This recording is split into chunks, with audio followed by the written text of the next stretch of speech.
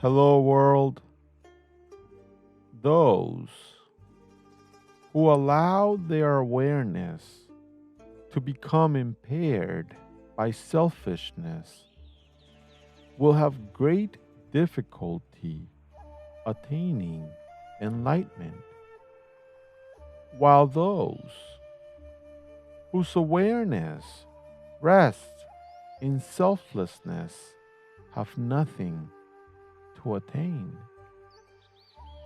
While the selfish takes, the selfless gives. However, when the selfish takes, they unknowingly take from themselves.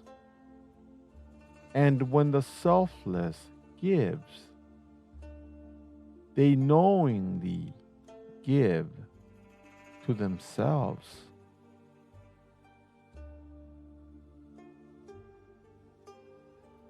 There is no need for the selfless to attain what they already have, or to be what they already are.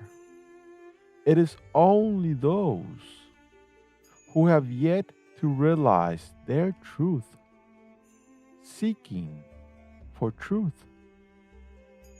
It is only those who do not know, seeking to know. To seek is to not be, and to be is to not seek. And while those who do not know seek, those who know there is no need to seek.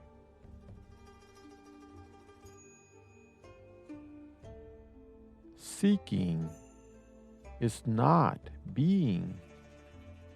Seeking is doing. And doing will never get you to being. The act of seeking is equivalent to a carrot on a stick. A carrot you will never reach. A carrot you will never taste. So why seek? Why seek for truth when seeking for truth is like seeking for darkness in the dark? A darkness all around you, only a seeker would seek to find. When you seek, you unconsciously attempt to divide the undivided. When you seek, you insert distance between you and the objective of your seeking. If you seek love, your seeking will create a false division within you, separating the non separate, establishing a false disconnection, and reaffirming your illusory sense of separateness from love.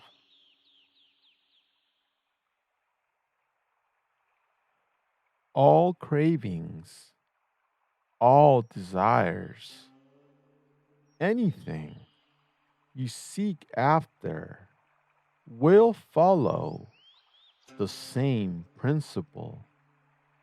So, the key to have what you want is to stop seeking and start being. Because to seek is to not be, and to be is to not seek.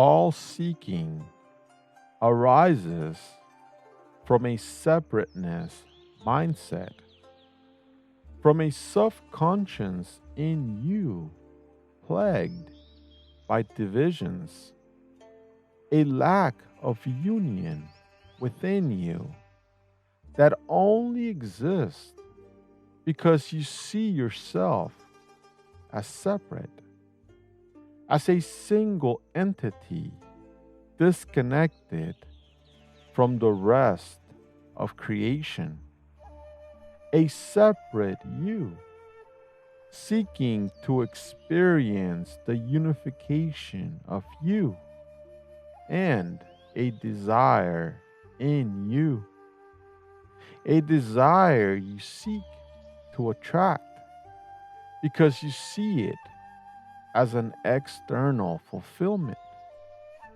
An external fulfillment you believe to be separate because you see it as separate. This is a non existent separateness created in you by you, a non existent separateness that will continue to create a false division between you and all there is, until the day you begin to realize you are already one with all you seek. All seeking comes from desire, and every desire will lead to suffering. Not because you cannot fulfill your desire, but because desire is a byproduct of your conditioned separateness. It is yet another attempt by the limited mind in you to limit the limitless, to control the uncontrollable, and to grasp the ungraspable, by creating another fruitless attempt through desire to divide the undivided. Your sense of separateness is the root cause of all limitation, of all attachments, of every division. They are expressions of the mind in you, a conditioned mind unwilling to escape from its dualistic frame of thought, and therefore unable to transcend itself out of itself. But the mind is not eternal.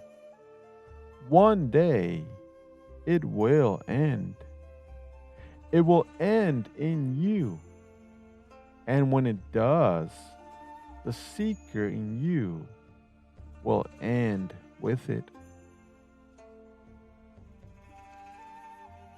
Human beings only desire what they perceive to not have. This misperception gives rise to seeking. Seeking for what you want, because what you want is perceived to be separate from you. The seeker in you is born, and now it has become enslaved to a life of seeking. Seeking for happiness, for wealth, for enlightenment. It does not matter what it seeks for. In the end, seeking is seeking. You may spend an entire lifetime in this state, attempting to create, attract, or manifest your desires into physical expression. A physical expression of desires birth in separateness and therefore destined to die in separateness.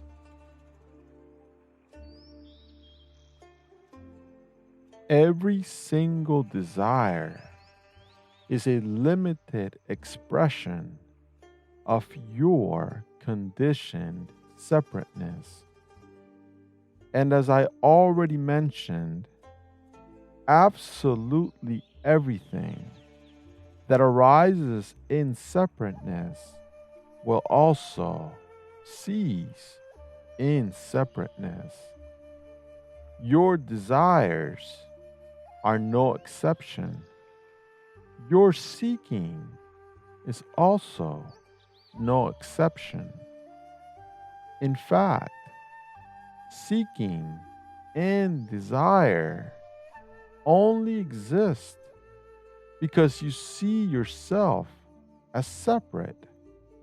It is why the separateness in you must be released, uprooted from your consciousness with a simple realization, a realization of your truth, a truth in you, of you, ready to be expressed through you, a unified expression of you, a you who is unlimited and without divisions, an expression of your inherent oneness and connectedness with all, a oneness where desires are not external cravings,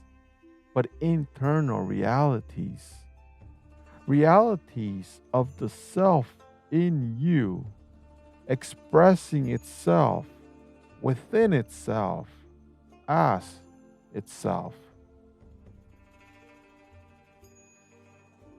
When a desire originates from a state of non-separateness, it is not a desire.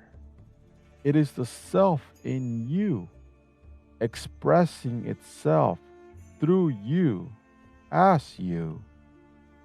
And every expression of you has the potential to use the universe as its servant, an entire universe expressing itself through you with the ability to instantly fulfill any experience. However, at this level, all experiences are just another form of limitation. Here, the only experience worth having is the experience of non-experience. Non-separateness is who and what you are. Non-separateness is all there is. In the state of non-separateness, every intention can be instantly fulfilled. All pain can be healed and all suffering relieved. There is no lack in non-separateness. There is no fear, no scarcity, no sorrow, only love and peace abound, because only love and peace can contain the uncontainable. Only love and peace can unlimit the perceived limited, and allow the seeker in you to recognize the seekless being you have always been. To the non separate, seeking is non existent because desires are non existent. All there is are different expressions of you. The non separate see themselves in everyone and see everyone in themselves. Here, compassion is the air you inhale, and acceptance is the air you exhale. You will find nothing to desire, therefore, nothing to seek. After all, how separate would you feel if you were a drop of water in the ocean? A drop of water in the ocean is the ocean. Just like to the non separate in you, all there is the non separate in all. When I was a child, I desired a pet. A pet I became extremely attached to and then suffered tremendously when it died. When you fulfill a desire you see as separate from you, attachment arises. When that fulfilled desire departs, your attachment will turn into pain. And once again, your separateness will return as suffering. The cycle of separateness, desire, and attachment can go on indefinitely. It is where the seeker in you is birthed. A seeker seeking outside of itself for something that doesn't exist. Separate oneness. It is the game the seeker plays. Every time it seeks to fulfill any desire, any time it seeks to unify the perceived ununified. But you cannot shame a seeker for doing what it does or for being what it is. It would be like shaming a baker for baking. All bakers bake. Likewise, all seekers seek. So seeking is not the problem, and therefore not seeking is also not the solution. The root lies deeper than the seeker can swim, further than the seeker can see. But it's there, in you, as all else. The root cause is not the seeker in you. It is your ingrained separateness, your false divisiveness between you and all else. It is here where the seeker in you finds its perceived separateness. And it is also here where one day it will find itself in all it seeks. The seeker in you will stop seeking when the drive to seek dissolves. Water never seeks for its waterness. Fire never seeks for its fireness. You do not need to seek for your selfness because all there is you. There is nothing separate from you. But for the seeker in you, all is separate from all. The same elements that create a droplet of rain also create the ocean. You are that ocean, and your desires are droplets. Stop seeing them as separate. Realize your connectedness to them, and your connectedness will dissolve the seeker. A seeker in you no longer need. A seeker once upon a time was useful.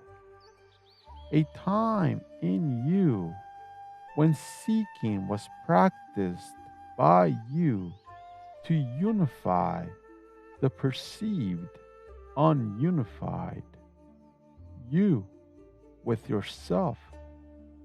Beyond this, there's nothing else. You can look all you want. You'll just waste more time. And since even time is in you, your seeking will continue in vain, continue to bear no fruit until you begin to taste the sweet nectar of the non-separate self you have always been. The seeker in you will never let go. You must let go of the seeker. You can start right now. Start by letting go. Let go of your current thought. That is all. This may sound simple because it is. It's only the mind that makes it complicated. The mind loves complexity and avoids simplicity because through simplicity you can achieve clarity. Clarity to recognize yourself as the non-separate, undivided, and unlimited self you have never stopped being. The realization of non-separateness will come. It will rise within you, just as the sun is certain to rise in the morning. There is absolutely nothing you can do to prevent this, but there is a lot you can do to assist it. You can start by letting go. Simply let go of all thoughts. Start with the one you are having now. And when you do the same with the next one. See where this leads you.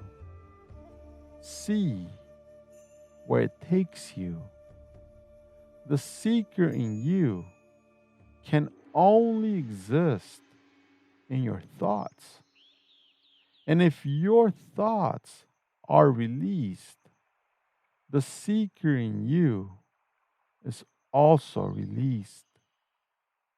Make this a habit, one thought at a time.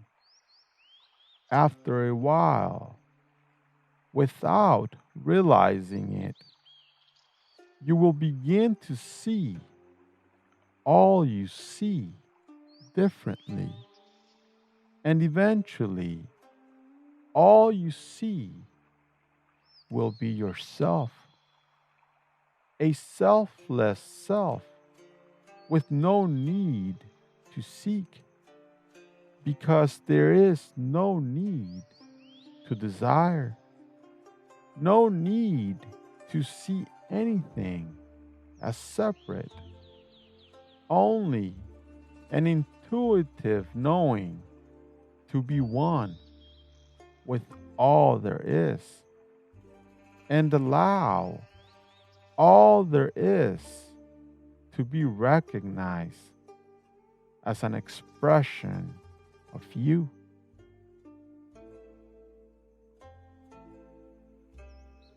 Hey world, thanks for listening. If you have enjoyed what you've heard, please like, share, and subscribe. But most importantly, be kind. Be kind to yourself and others. Thank you.